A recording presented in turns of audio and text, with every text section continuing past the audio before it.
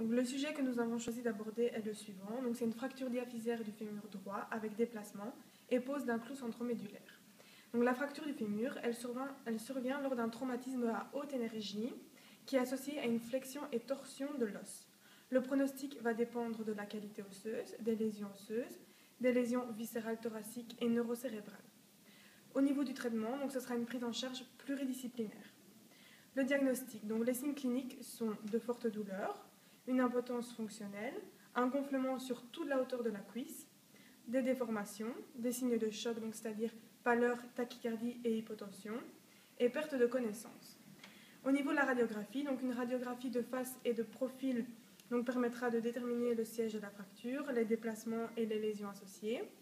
En ce qui concerne les lésions associées, on va aussi effectuer une radio au niveau de la cheville, du bassin, du thorax, de la colonne cervicale, une IRM du genou et un scanner cérébral. Les séquelles qui sont observées, on remarque une amyotrophie. Après 14 jours d'arrêt d'activité, on remarque qu'on a une diminution de 10% au niveau de la section du quadriceps. Et les raideurs, raideurs du genou dû à l'immobilisation.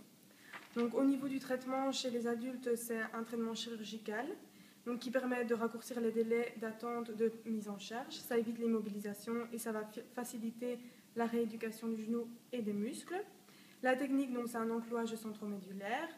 C'est une fixation au niveau de l'os à l'aide d'un clou dans le canal médulaire. Et on parle d'enclouage verrouillé parce que c'est un montage qui est stabilisé par des vis de verrouillage placées latéralement à travers du clou et de l'os.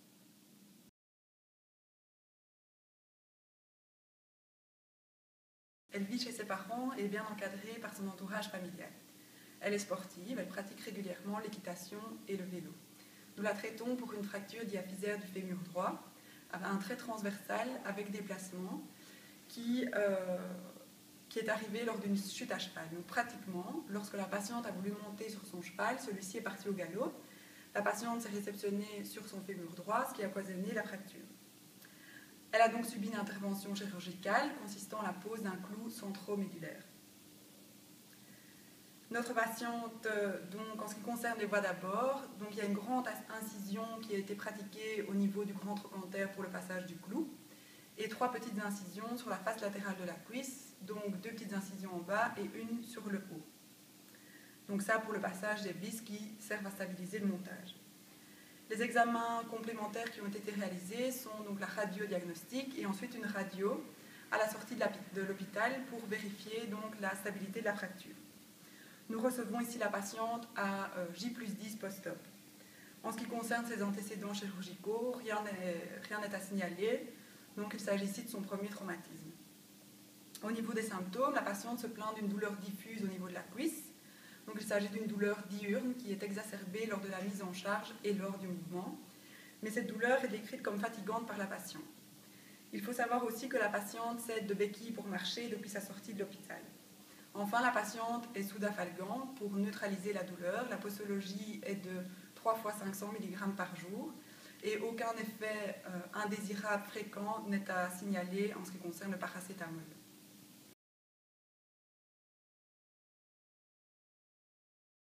Évaluation globale de la douleur du patient, en tenant compte de ses caractéristiques, c'est-à-dire le type, l'intensité, la durée, les positions ou les moments d'exacerbation, ce qui la soulage, etc. Cette évaluation sera directement suivie du bilan articulaire, dans lequel nous allons tester la qualité de fin de course articulaire, où nous allons faire des goniométries, et si l'arrêt s'avère élastique ou que l'amplitude est limitée, nous ferons une mise en évidence des raideurs. Les articulations testées seront celles sus et sous-jacentes à la lésion. Pour nous, ça correspond à l'articulation de la hanche et du genou. Il n'y a aucune contre-indication à tester ces articulations et les différents mouvements qu'elles permettent. Au niveau de la hanche, nous allons tester la flexion-extension, l'abduction-adduction, en particulier parce que la voie d'abord pour la chirurgie était sur la face latérale du grand trochanter, et la rotation interne et externe. Le sujet jeune doit pouvoir récupérer un maximum, voire la totalité de ses mouvements, afin de garder l'entièreté de ses capacités fonctionnelles et une marche physiologique. Au niveau du genou, nous allons tester uniquement la flexion puisqu'en post-opératoire, le patient est immobilisé en extension, donc celle-ci ne sera pas testée. Il faudra, pour le bilan articulaire, tenir compte de la douleur et de ses moments d'apparition et les conditions qui la font apparaître.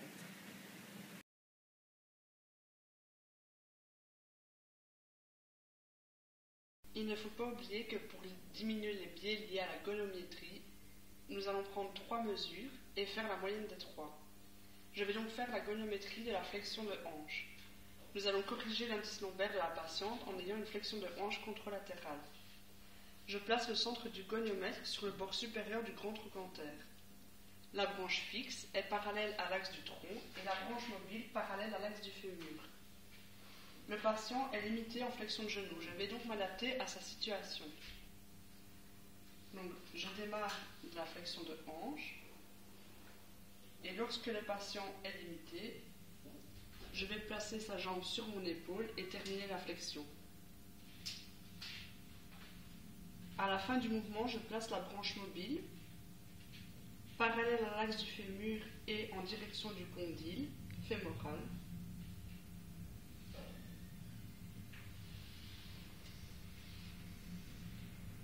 Et nous obtenons environ 100 degrés, alors que la norme est au moins à 120.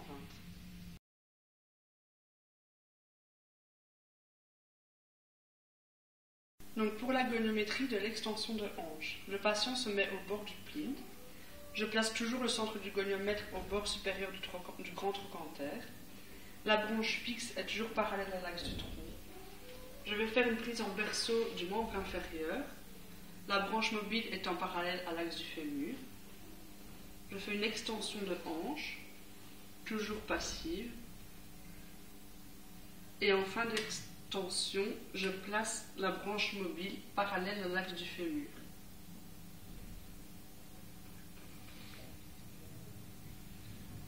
Et j'obtiens 20 degrés, ce qui correspond à la norme.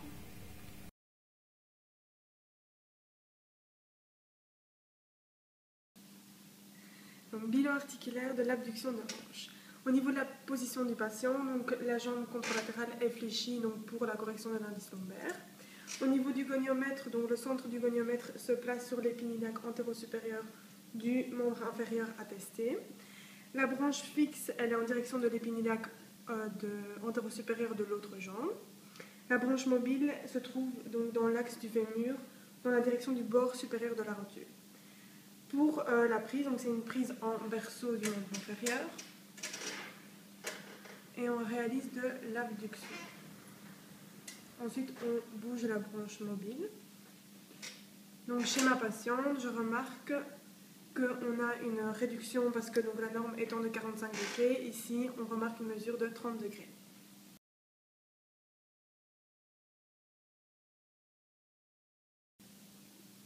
Donc, bilan articulaire de l'abduction de hanche. Donc au niveau du goniomètre, les repères sont les mêmes que pour l'abduction de hanche. Le patient donc, maintient sa jambe pour avoir plus d'espace donc, ici au niveau de l'abduction. La prise toujours en berceau.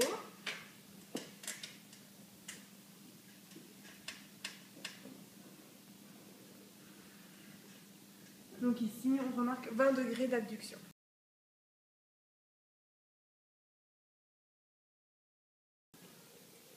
Nous allons réaliser le bilan articulaire pour les rotateurs externes de hanche.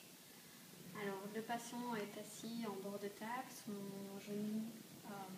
le creux de son genou bien au bord.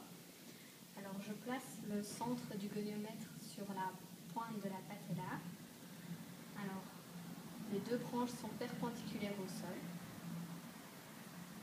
Alors, je réalise ma rotation externe de hanche et je place la branche mobile parallèle au segment jambier.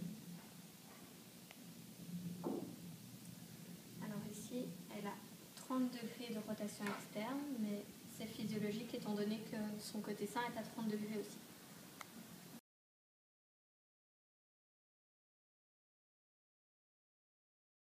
Alors maintenant, nous allons faire la rotation interne de hanche. Le protocole est le même que pour la rotation externe. Donc je place le goniomètre. J'amène la jambe du patient en rotation interne. et je place la branche mobile parallèle au segment jambier. 30 degrés, et la norme est de 30 degrés.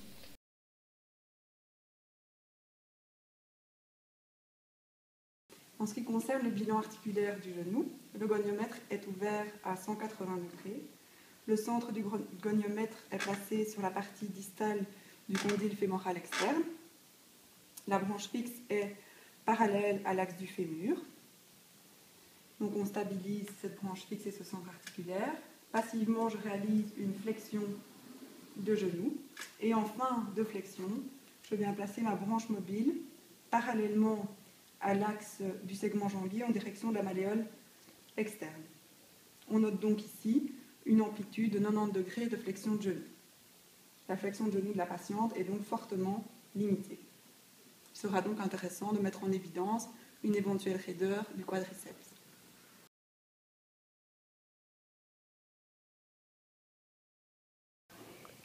La mise en évidence des raideurs est importante puisque les raideurs vont limiter l'amplitude articulaire.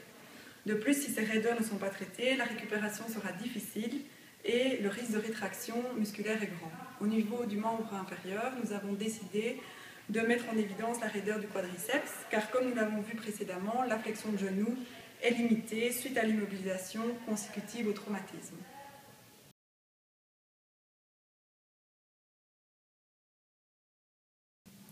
Au niveau du membre supérieur, nous allons mettre en évidence la raideur du biceps brachial. Étant donné que la patiente se déplace constamment en béquille, elle est en permanence en flexion de coude. Et nous observons un flexum au niveau du coude. Lorsque nous essayons d'aller vers l'extension, un arrêt élastique stoppe le mouvement. Notons aussi que l'extension de coude peut être également limitée par le brachial antérieur et par l'humérus stylo-radial.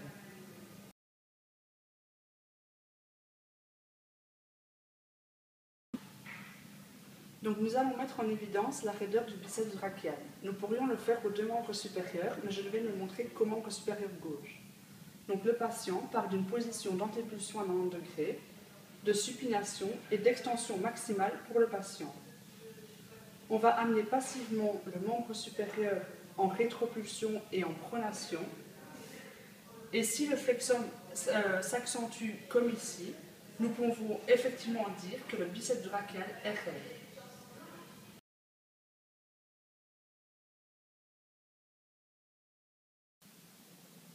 Donc en ce qui concerne la mise en évidence de la raideur du quadriceps, nous allons partir d'une flexion de hanche de 90 degrés et d'une flexion de genou de 90 degrés. Et donc on va relâcher le segment jambier. Et normalement dans cette position, la flexion de genou doit au moins être de 160 degrés. Donc ici on voit que ce n'est pas le cas, mais clairement notre patiente a on peut conclure à une raideur de son quadriceps.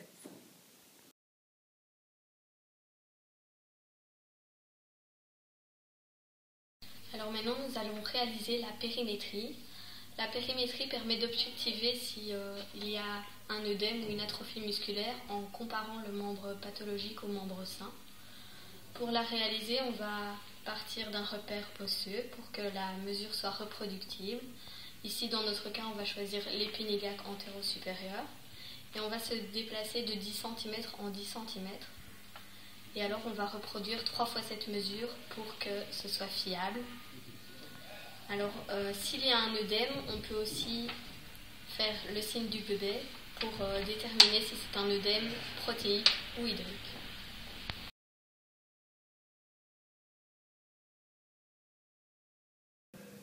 Pour le bilan musculaire, nous allons maintenant réaliser une palpation du corps musculaire et du tendon pour évaluer le tonus de base.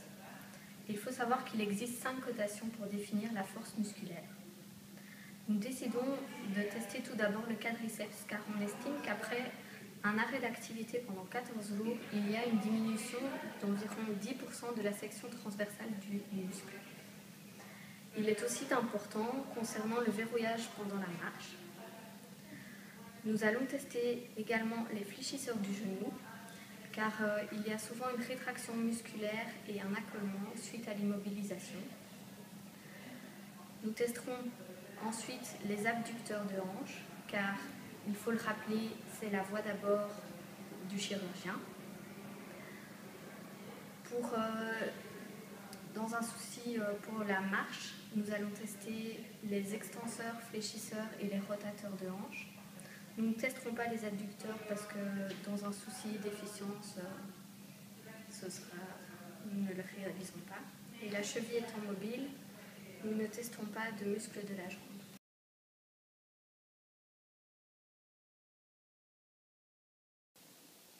Donc nous allons évaluer la force musculaire du quadriceps. Donc le patient est assis avec ses creux poplités bien contre le bord du plinth.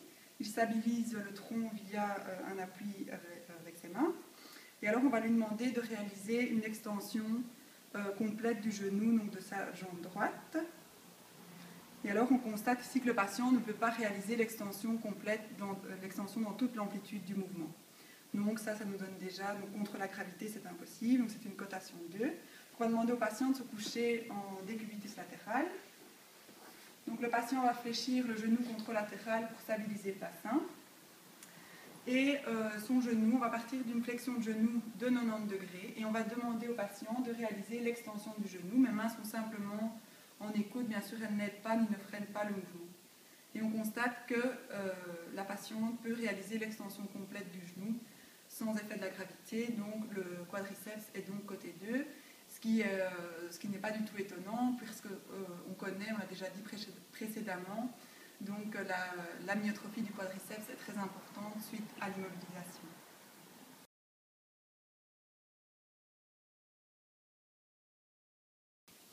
Nous allons maintenant évaluer la force musculaire des ischio-jambiers.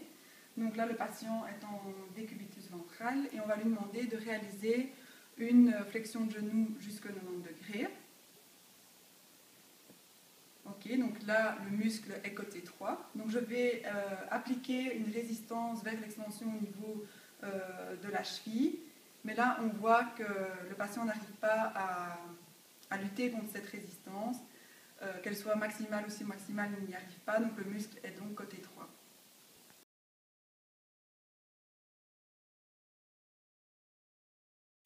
Donc nous allons tester les abducteurs de hanche, qui sont les fibres antérieures du grand fessier, le TFL et le moyen fessier, qui, rappelons-le, est très important pour la stabilité du bassin pendant la phase unipodale lors de la marche. Donc le patient est en couché latéral, il va tenter de faire une abduction de hanche dans l'amplitude jusque là où il peut. On voit que le patient n'y arrive pas, ce qui suppose une cotation 2. Nous allons donc le placer en couché dorsal, pour ne plus avoir l'action de la pesanteur, une main sur la cuisse, une main sur le segment jambier pour éviter les résistances contre le plan de l'examen. Je ne guide pas le mouvement, c'est le patient qui le fait. Elle ne va pas non plus jusqu'au bout de l'amplitude, ce qui suppose une cotation 2-.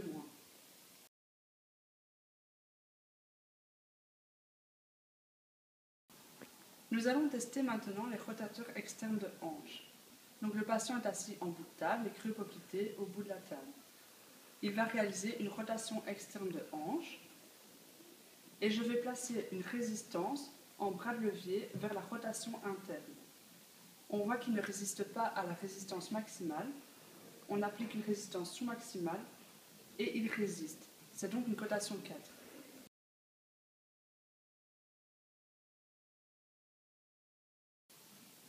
Donc, bilan musculaire des rotateurs internes de hanche. Donc, le patient est assis sur le plinth avec des creux poplités au bout du plinth. Donc, dans un premier temps, on va lui demander d'effectuer une rotation interne de hanche contre la pesanteur. On ne met pas de résistance. Donc, on voit qu'il tient le mouvement et qu'il a fait l'amplitude complète. Ensuite, on va appliquer une résistance. Donc, sur la face interne du genou, face externe de la cheville. À la fin du mouvement, on met une résistance maximale. On voit que le patient ne tient pas. Donc on va refaire le même mouvement mais avec une résistance sous-maximale et on voit que le patient tient. Donc ce serait une cotation numéro 4.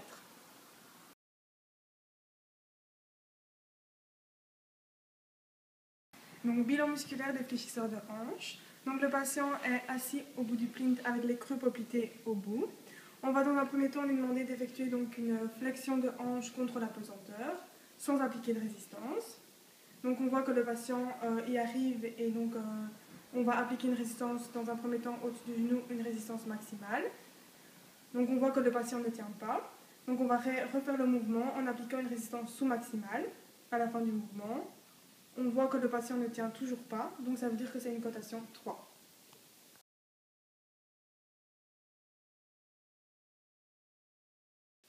Nous allons maintenant réaliser le bilan musculaire pour les muscles extenseurs de hanche. Alors, le patient étant couché ventral sur la table, je vais lui demander de faire une extension de sa jambe droite. Donc ici, on voit qu'elle s'est réalisée dans toute l'amplitude contre la pesanteur. Maintenant, je vais appliquer une résistance maximale à la fin et on voit qu'elle ne tient pas. Donc je vais lui demander de refaire le même mouvement en appliquant une résistance sous-maximale à la fin du mouvement et elle ne tient toujours pas. Alors maintenant, je vais différencier le grand fessier en faisant une flexion du genou à 90 degrés. Je vais demander le même mouvement, donc de faire une extension de la hanche. Alors là, elle tient. Et si j'applique une résistance maximale, elle ne tient pas. Je vais lui demander la même chose. Et elle ne tient pas. Donc c'est une cotation 3 pour tout le monde.